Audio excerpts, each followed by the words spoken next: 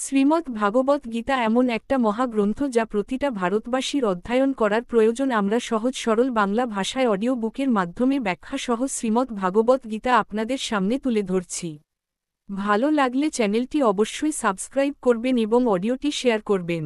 শ্রীমদ্ ভগবদ্গীতার একাদশ অধ্যায়, যা বিশ্বরূপ দর্শন যোগ নামে পরিচিত, এই মহাগ্রন্থের সবচেয়ে গুরুত্বপূর্ণ এবং দৃষ্টিনন্দন অধ্যায়গুলির মধ্যে একটি। এই অধ্যায় ভগবান শ্রীকৃষ্ণ অর্জুনকে তার বিশ্বরূপ মহাজাগতিক রূপ দর্শন করান, যা সৃষ্টির সকল দিক, শক্তি এবং ঐশ্বরিক গুণাবলীর এক অপূর্ব প্রকাশ। এই রিপোর্টে একাদশ অধ্যায়ের বিস্তারিত ব্যাখ্যা, এর প্রধান বিষয়বস্তু, দার্শনিক তাৎপর্য এবং বাংলা ভাষায় সারাংশ উপস্থাপন করা হল। শ্রীমদ্ ভগবদ্গীতা একাদশ অধ্যায়, বিশ্বরূপ দর্শন যোগসারাংশ। একাদশ অধ্যায় অর্জুন ভগবান শ্রীকৃষ্ণের কাছে তার বিশ্বরূপ দেখার ইচ্ছা প্রকাশ করেন। পূর্ববর্তী অধ্যায়, দশম অধ্যায়, শ্রীকৃষ্ণ তার ঐশ্বরিক গুণাবলী ও বিভূতি বর্ণনা করেছিলেন। অর্জুন এই বর্ণনায় মুগ্ধ হয়ে শ্রীকৃষ্ণের সেই মহান রূপ প্রত্যক্ষ করতে চান। শ্রীকৃষ্ণ তাকে দিব্যচক্ষু আধ্যাত্মিক দৃষ্টি প্রদান করে তার বিশ্বরূপ প্রকাশ করেন। এই রূপে অর্জুন সৃষ্টি, স্থিতি ও সংহারের বিশালতা, দেবতা, দানব, সময়ের প্রবাহ এবং সমগ্র বিশ্বের একীভূত রূপ দেখতে পান। তবে এই রূপের ভয়ঙ্কর দিক দেখে অর্জুন ভীত হয়ে পড়েন এবং শ্রীকৃষ্ণকে তার সাধারণ রূপে ফিরে আসার জন্য অনুরোধ করেন। শ্রীকৃষ্ণ তখন তার চতুর্ভুজ রূপ এবং পরে সৌম্য মানব রূপে ফিরে আসেন এবং অর্জুনকে ভক্তির পথে নিষ্ঠা রাখার উপদেশ দেন। প্রধান বিষয়বস্তু একাদশ অধ্যায়ের মূল বিষয়বস্তু নিম্নরূপ। অর্জুনের অনুরোধ। অর্জুন শ্রীকৃষ্ণের কাছে তার বিশ্বরূপ দেখতে চান। শ্লোক 1-4। বিশ্বরূপের বর্ণনা। শ্রীকৃষ্ণ অর্জুনকে দিব্যচক্ষু দিয়ে তার বিশ্বরূপ প্রকাশ করেন। এই রূপে অসংখ্য মুখ, চোখ, দেহ, অলঙ্কার এবং অস্ত্র দেখা যায়। এটি সমগ্র সৃষ্টির একীভূত রূপ, যেখানে সবকিছু শ্রীকৃষ্ণের মধ্যে সমাহিত। শ্লোক 5-13। অর্জুনের প্রতিক্রিয়া। অর্জুন এই রূপ দেখে বিস্মিত ও ভীত হন। তিনি বিশ্বরূপের মহিমা বর্ণনা করেন এবং শ্রীকৃষ্ণের কাছে প্রণাম জানান। শ্লোক 14-31। ভয়ঙ্কর দিক। অর্জুন দেখেন যে বিশ্বরূপের মধ্যে সময়ের প্রবাহে সকল প্রাণী ধ্বংস হচ্ছে।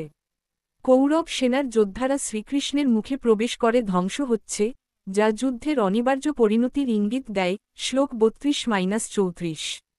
অর্জুনের ভয় ও প্রার্থনা। ভয় পেয়ে অর্জুন শ্রীকৃষ্ণকে তার সৌম্য রূপে ফিরে আসার জন্য অনুরোধ করেন। শ্লোক 45-46। শ্রীকৃষ্ণের উপদেশ। শ্রীকৃষ্ণ জানান যে এই বিশ্বরূপ দর্শন অত্যন্ত দুর্লভ এবং কেবল ভক্তি ও নিষ্ঠার মাধ্যমে এটি সম্ভব। তিনি অর্জুনকে ভক্তিযোগের পথে চলার উপদেশ দেন। শ্লোক 47-55।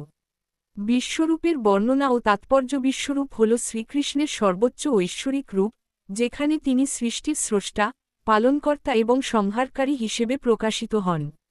এই রূপে নিম্নলিখিত দিকগুলি উল্লেখযোগ্য। সময়ের প্রতীক। বিশ্বরূপে শ্রীকৃষ্ণ নিজেকে কাল, সময় হিসেবে ঘোষণা করেন। শ্লোক 32। কালস্যী লক্ষ্যকৃত প্রবৃদ্ধ, আমি সময়, বিশ্বের ধ্বংসকারী। এটি সময়ের অপ্রতিরোধ্য শক্তি এবং সকল প্রাণীর অনিবার্য পরিণতির প্রতীক। ঐশ্বরিক মহিমা। বিশ্বরূপে দেবতা, দানব, ঋষি, সিদ্ধপুরুষ সকলেই শ্রীকৃষ্ণের মধ্যে সমাহিত। এটি ঈশ্বরের সর্বব্যাপিতা ও সর্বশক্তিমানতার প্রকাশ। ভয় ও ভক্তি। বিশ্বরূপের ভয়ঙ্কর দিক অর্জুনকে ভীত করে, কিন্তু এটি তাকে ঈশ্বরের প্রতি ভক্তি ও শ্রদ্ধায় আরও গভীরভাবে আবদ্ধ করে। দার্শনিক তাৎপর্য। একাদশ অধ্যায় গীতার দার্শনিক গভীরতার একটি শিখর। এর কিছু তাৎপর্য নিম্নরূপ। ঈশ্বরের সর্বব্যাপিতা। বিশ্বরূপ প্রমাণ করে যে ঈশ্বরই সকল কিছুর উৎস এবং তিনি সৃষ্টির প্রতিটি কণায় বিরাজমান। কর্মের অনিবার্যতা। শ্রীকৃষ্ণ অর্জুনকে বোঝান যে যুদ্ধের ফলাফল ঈশ্বরের ইচ্ছায় নির্ধারিত। অর্জুন কেবল ঈশ্বরের হাতে নিমিত্তমাত্র উপকরণ। এটি কর্মযোগের মূল সারাংশ। ভক্তিযোগের গুরুত্ব। শ্রীকৃষ্ণ বলেন যে বিশ্বরূপ দর্শন কেবল ভক্তির মাধ্যমেই সম্ভব। এটি ভক্তিযোগের শ্রেষ্ঠত্ব প্রতিষ্ঠা করে। সময়ের ধারণা। বিশ্বরূপ সময়ের অপ্রতিরোধ্য শক্তিকে তুলে ধরে, যা সকল প্রাণীকে ধ্বংসের দিকে নিয়ে যায়। এটি মানুষকে জীবনের ক্ষণস্থায়িত্ব সম্পর্কে সচেতন করে। গুরুত্বপূর্ণ শ্লোক ও ব্যাখ্যা। শ্লোক 11.12।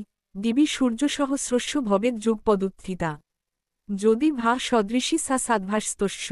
মহাত্মন অর্থ, যদি হাজার সূর্য একসঙ্গে উদিত হয় তবে তাদের সম্মিলিত উজ্জ্বলতা শ্রীকৃষ্ণের বিশ্বরূপের তেজের সঙ্গে তুলনীয় হতে পারে। ব্যাখ্যা, এই শ্লোক বিশ্বরূপের অপরিমেয় মহিমা ও উজ্জ্বলতার বর্ণনা দেয়। এটি ঈশ্বরের অসীম শক্তির প্রতীক। শ্লোক 11.32 কালস্যি লক্ষ্যয়কৃত প্রবৃদ্ব লোকান্সমাহর্তুমির প্রবৃত্ত ঋতেপি তাঙ্ন ভবিষ্যন্তি সর্বে যেবস্থিতা প্রত্যনিকেষু যোদ্ধা।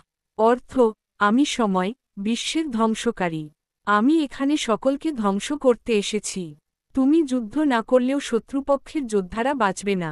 ব্যাখ্যা, এই শ্লোকটি শ্রীকৃষ্ণের কালরূপ এবং তার ঐশ্বরিক পরিকল্পনার অপরিবর্তনীয়তা তুলে ধরে। এটি অর্জুনকে তার কর্তব্য পালনের জন্য উদ্বুদ্ধ করে। শ্লোক 11.55 মৎকর্মকৃন্মৎপর্ম মদ্ভক্ত সঙ্গবর্জিত নির্বৈর সর্বভূতেষু যশমামেতি পাণ্ডব। অর্থ, যে আমার জন্য কর্ম করে, আমাকেই পরম লক্ষ্য মনে করে, আমার ভক্ত, সংসারের সকল আসক্তি ত্যাগ করে এবং সকল প্রাণীর প্রতি নির্বৈর, সেই আমাকে প্রাপ্ত হয়। ব্যাখ্যা, এই শ্লোকটি ভক্তিযোগের সারাংশ বর্ণনা করে। এটি নিষ্কাম কর্ম, ভক্তি এবং সর্বজনের প্রতি প্রেমের গুরুত্ব তুলে ধরে। আধ্যাত্মিক ও ব্যবহারিক শিক্ষা ঈশ্বরের প্রতি আত্মসমর্পণ, বিশ্বরূপ দর্শন অর্জুনকে শ্রীকৃষ্ণের ঐশ্বরিক শক্তির প্রতি সম্পূর্ণ আত্মসমর্পণ করতে শেখায়। এটি আমাদের জীবনে ঈশ্বরের ইচ্ছার প্রতি শ্রদ্ধা রাখার শিক্ষা দেয়। কর্মের গুরুত্ব, শ্রীকৃষ্ণ অর্জুনকে বোঝান যে তিনি কেবল ঈশ্বরের পরিকল্পনার অংশ। আমাদেরও নিজ নিজ কর্তব্য নিষ্ঠার সঙ্গে পালন করতে হবে। ভক্তির শক্তি, বিশ্বরূপ দর্শন কেবল ভক্তির মাধ্যমে সম্ভব। এটি আমাদের জীবনে ভক্তি ও বিশ্বাসের গুরুত্ব তুলে ধরে। জীবনের ক্ষণস্থায়িত্ব, সময়ের ধ্বংসাত্মক রূপ আমাদের জীবনের ক্ষণস্থায়িত্ব সম্পর্কে সচেতন করে এবং আধ্যাত্মিক পথে অগ্রসর হতে উৎসাহিত করে। উপসংহার শ্রীমদ্ভগবদ্গীতার 11 অধ্যায় ঈশ্বরের অসীম শক্তি, মহিমা এবং সর্বব্যাপিতার এক অপূর্ব প্রকাশ। এটি অর্জুনের মাধ্যমে আমাদের সকলকে ঈশ্বরের প্রতি ভক্তি, কর্মযোগ এবং আত্মসমর্পণের পথে চলার উপদেশ দেয়। বিশ্বরূপ দর্শন কেবল একটি দৃশ্য নয়, বরং এটি জীবনের গভীর দার্শনিক সত্যের প্রতীক। এই অধ্যায় আমাদের শেখায় যে ঈশ্বরই সকল কিছুর কেন্দ্র, এবং তার প্রতি নিষ্ঠা ও ভক্তির মাধ্যমে আমরা জীবনের পরম লক্ষ্য অর্জন করতে পারি। দ্রষ্টব্য, এই রিপোর্টে শ্লোকের বাংলা অনুবাদ ও ব্যাখ্যা সংক্ষিপ্ত রাখা হয়েছে। বিস্তারিত অধ্যয়নের জন্য শ্রীমদ্ভগবদ্গীতার বাংলা টীকা, যেমন শ্রীশঙ্করাচার্য, শ্রীরামানুজাচার্য বা অন্যান্য আচার্যদের টীকা পড়ার পরামর্শ দেওয়া হচ্ছে।